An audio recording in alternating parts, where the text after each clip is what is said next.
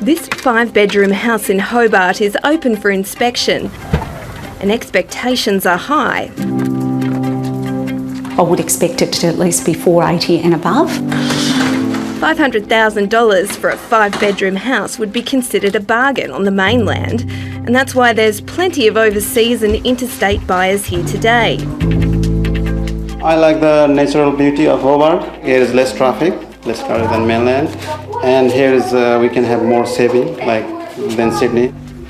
Well, I actually thought even 6 to 12 months ago we was nearly at the peak, but I do believe that it's still got room to climb. In the end, the house sold for $523,000, well above the owner's expectations.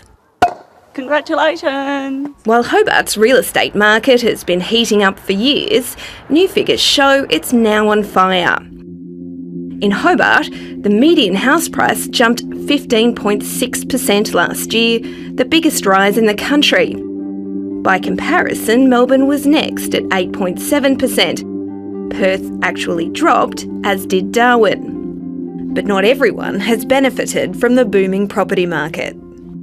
The public housing waiting lists are growing. I think we're seeing really that pressure on that end because people are no longer able to afford private rent. The problem in Tasmania is that our average incomes are very, very low comparatively to the rest of the country. But our house prices are going up because a lot of people from around the country are saying, let's buy something in Tassie.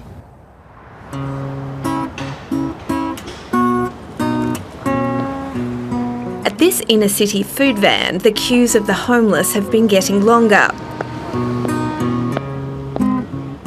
Dan Everett has been on the streets for 4 years. I normally sort of sleep around town and just sort of in alleyways. We've had that slight Antarctic weather. Hobart's homeless have even been erecting tents in popular city parks. Housing, it's not always guaranteed because there's that waiting list. It feels a bit like we've hit rock bottom, but unfortunately I think things could get worse. We're playing catch up to a certain extent. Now we're trying to actually respond with more state government housing, ensuring that the market is providing more housing as well, but it is difficult. Tasmania's population has jumped by 13% over the past 2 decades. Many of the new arrivals are young people from interstate and overseas, lured by the state's growing hipster vibe, thanks to new restaurants, Mona Art Gallery and festivals. People don't expect to hear about traffic in Hobart, but it can become gridlock very, very quickly. Planning expert Professor Jason Byrne says the population boom is putting pressure on every aspect of the city. This is urban sprawl that we're looking at here, Alison. The health system is also struggling to meet increased demand. This is Hobart's only after-hours GP clinic that bulk bills. Patients start queuing here from 6 p.m. Actually, I'm not feeling well. I'm having hip joint pain and I'm expecting 2. And she's also having flu, cold and fever. I am number 6 or 7 in the queue, so I think it's going to be an hour. So it's better than the Royal Hobart emergency, but still it's quite a bit wait.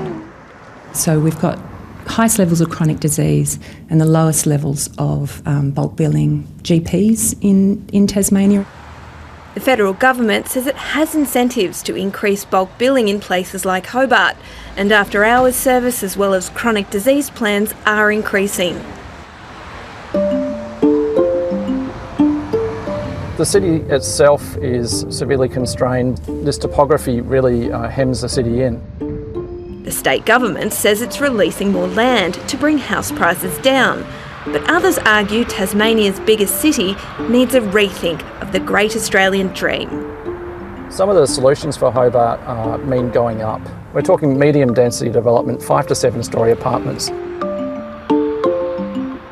We are planning to encourage more medium density housing, particularly in our inner city.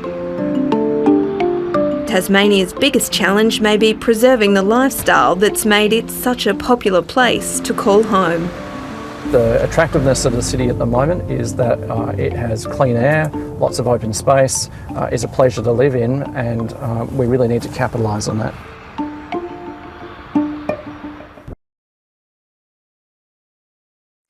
Hi, I'm Lee Sales. Thanks for watching this story. If you'd like to watch more of 730's stories, they are on the left of your screen.